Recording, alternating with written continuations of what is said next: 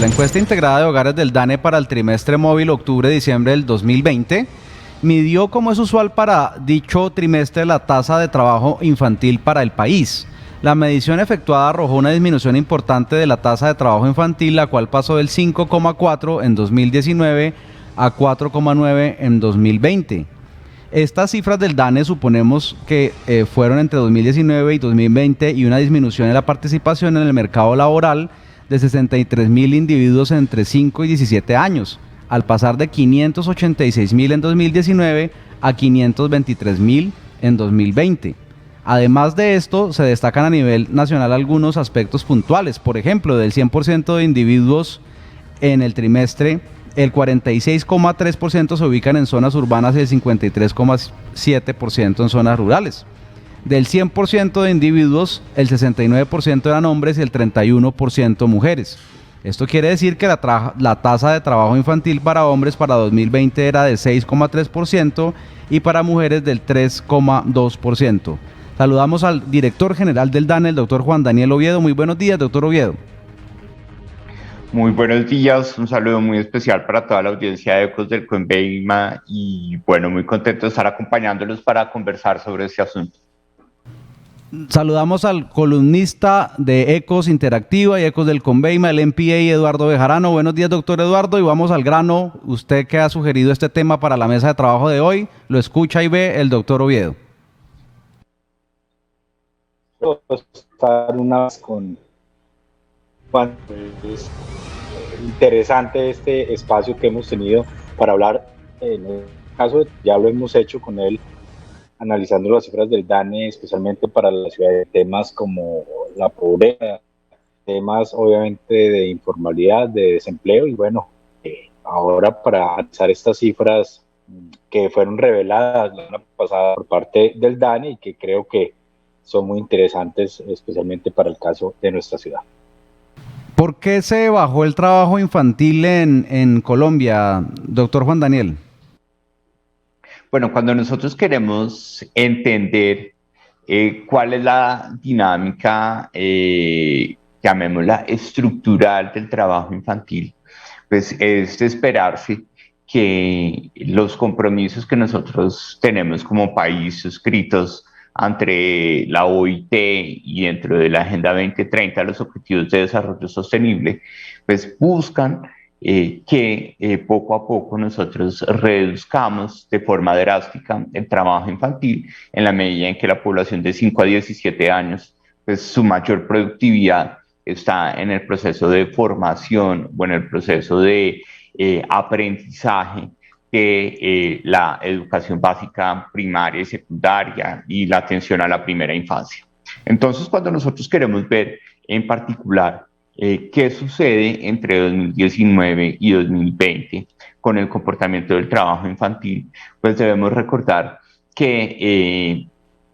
entre 2019 y 2020 pues el país vio una disminución muy importante de su población ocupada, de casi 2.4 millones de personas que salieron de la ocupación. Cuando nosotros vamos a ver el componente de la tasa de trabajo infantil, un elemento fundamental que no podemos olvidar es que de la población sobre la cual calculamos esa tasa de trabajo infantil, pues buena parte de esa población entre 5 y 17 años, un poco más del 75% se encuentra en las zonas urbanas del país y solo una cuarta parte de ella se encuentra en la zona rural. Entonces, cuando nosotros vamos y entendemos cuáles son las motivaciones fundamentales que estructuralmente tiene el trabajo infantil en el país, en donde en primer lugar tenemos que casi el 40% de las niñas y niños entre 5 y 17 años que trabajan lo hacen porque deben participar en la actividad económica de la familia, casi un 40%. Y aproximadamente un 35% reporta decir que trabaja porque le gusta trabajar para tener su propio dinero. Pues lo que nosotros estamos viendo es que las actividades económicas en donde donde hay una mayor influencia o una mayor participación de niñas y niños entre 5 y 17 años trabajando, pues en efecto son las actividades agropecuarias y las actividades de comercio y reparación de vehículos. Y vemos cómo en el caso particular de las actividades de comercio y reparación de vehículos que están muy concentradas en la zona urbana del país, pues la afectación del empleo de toda la pandemia sobre el comportamiento del mercado laboral, pues llevó a que tuviéramos una reducción incluso mucho más importante que la de años anteriores en materia de la empleabilidad infantil. Pero lo desafiante, Juan Pablo, es que no, si bien hubo una disminución del trabajo infantil, cuando hablamos del trabajo infantil ampliado, es decir, cuando le sumamos las niñas y niños que trabajaron más de 15 horas a la semana en oficios domésticos, pues lo que nosotros sí vemos es un incremento muy importante de ese trabajo infantil ampliado, porque casi 57,000 niñas y niños de más entraron a trabajar de más, sobre todo por la sobrecarga de los oficios domésticos que nosotros estamos observando en el marco de la pandemia. Entonces, para concluir, es natural que poco a poco, por el avance de la cobertura educativa y por el desarrollo social y económico del país, el trabajo infantil vaya disminuyendo. Existía una sospecha de que la pandemia iba a llevar a que tuviéramos más niños trabajando. Lo que estamos viendo es que no fue así frente al trabajo efectivo en actividades económicas, sino que se dio, fue en la sobrecarga de ese trabajo doméstico o de oficios del hogar por más de 15 horas a la semana, en donde, como te lo decía, más de 57,000 niñas y niños entraron a ocupar estas filas del trabajo infantil ampliado en el país. Doctor Juan Daniel, volvamos sobre ese tema de por qué se comportó así el ingreso de niños, niñas y adolescentes al mercado laboral, porque cuando recién empezó la pandemia, tanto la OIT y UNICEF alertaron a nivel mundial sobre los posibles riesgos que podría tener el COVID y sus efectos económicos y sociales en incrementar la utilización de niños, niñas y adolescentes para diversas actividades. Entonces parece ser que la teoría de la OIT y de UNICEF fallaron, porque lo que pensábamos antes era que el trabajo infantil estaba ligado a otras variables, y de hecho creo que el modelo predictivo del DNP de alguna manera lo sugiere, que hay variables como la informalidad laboral, como la pobreza, el desempleo, que están directamente y positivamente relacionados con el trabajo infantil y con las tasas de trabajo infantil, pero ahora lo que vimos fue totalmente distinto y sorprendente. Un país en el cual creció la pobreza, como lo analizamos en un programa pasado con usted, en el año 2020, medido por el DANE, aumentó la pobreza, aumentó la informalidad, aumentó el desempleo y bajó el trabajo infantil. ¿Nos falló la teoría o le falló la teoría a la OIT y a UNICEF? Bueno, en ese punto, tanto como decir que falló la teoría, es difícil plantearlo porque varias cosas. Uno, cuando nosotros queremos ver lo que sucedió con,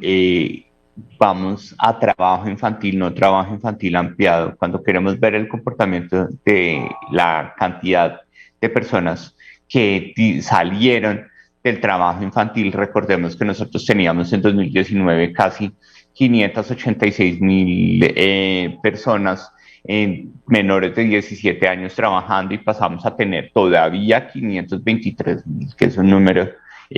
significativo. Lo que nosotros vemos es que la reducción más importante del trabajo infantil se dio en las zonas urbanas. De las 63,000 niñas y niños que dejaron de trabajar, 36,000 estaban en las cabeceras municipales. Eso significa que si bien se hubiera podido esperar que el trabajo infantil fuera un sustituto de todas las personas que salieron de la ocupación, pues recordemos que el efecto sistémico que tuvo el mercado laboral en el año 2020 fue una afectación muy importante a esas actividades económicas asociadas con el comercio, con los servicios personales, y particularmente en el comercio y los servicios personales, en la medida en que nosotros vimos unos cierres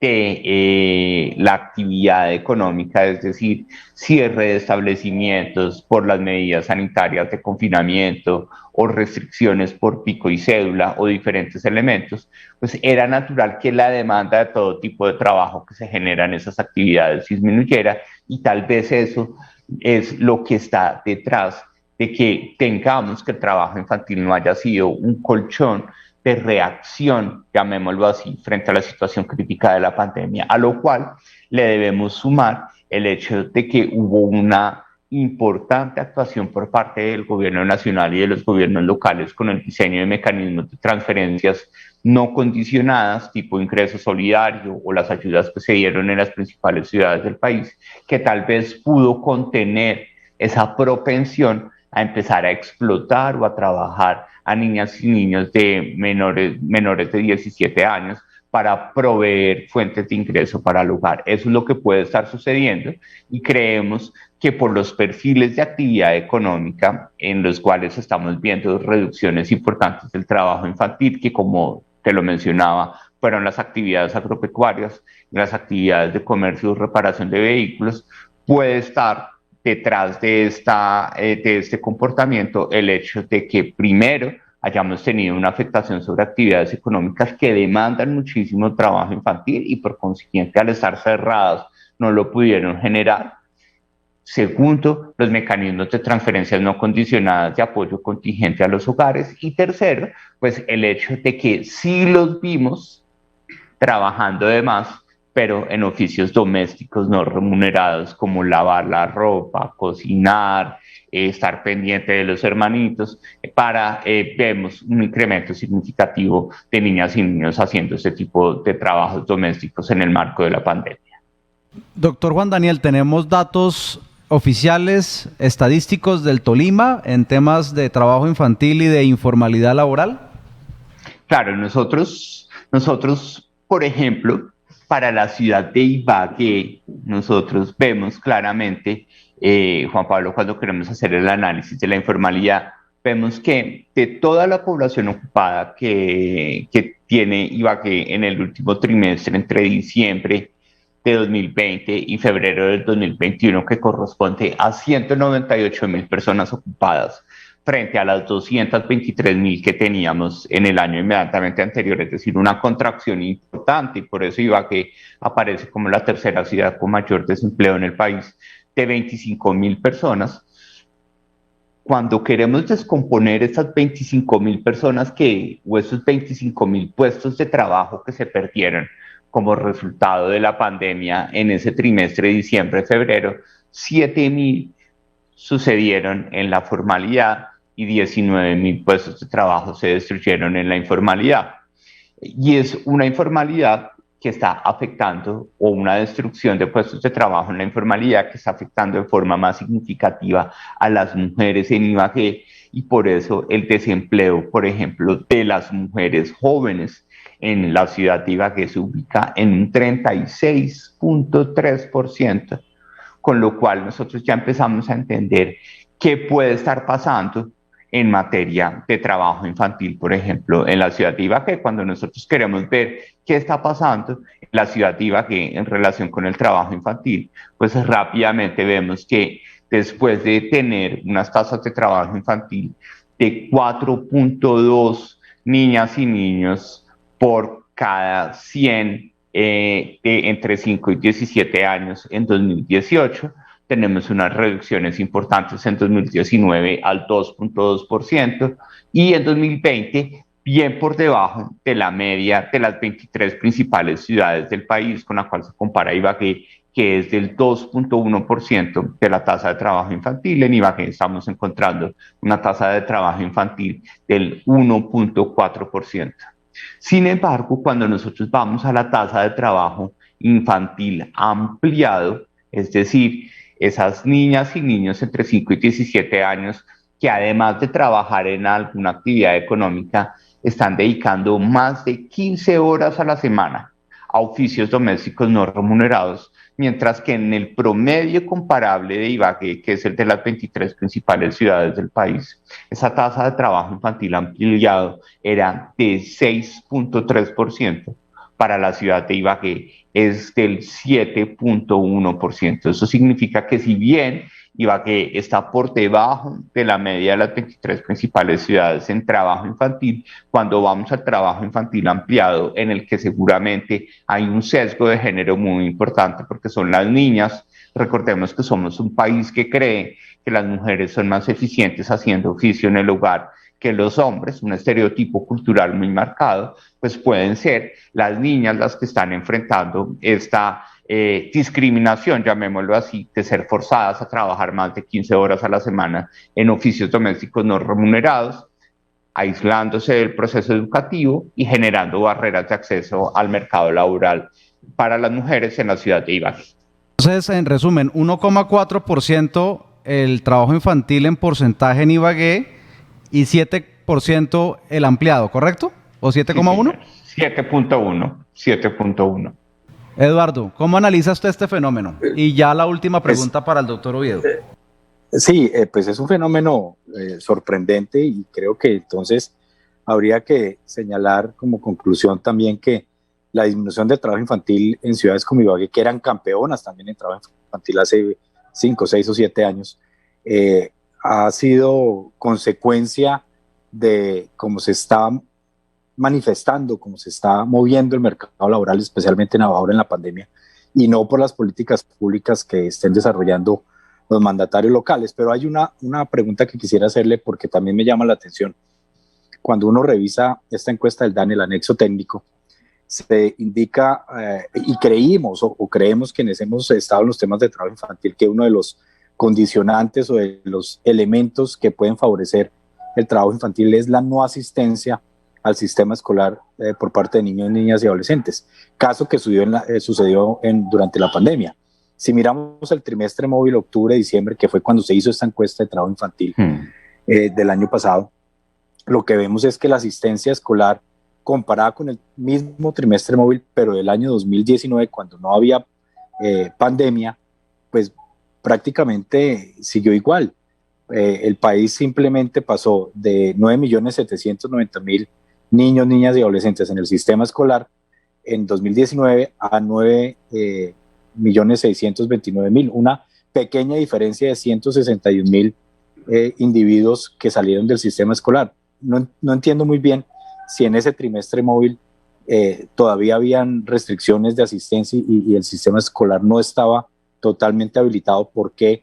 esa diferencia tan pequeña en materia de asistencia escolar? Bueno, uno de los elementos, y ese es un tema súper importante, Eduardo, das en el punto, y es la evaluación ex post que hay que hacer de esa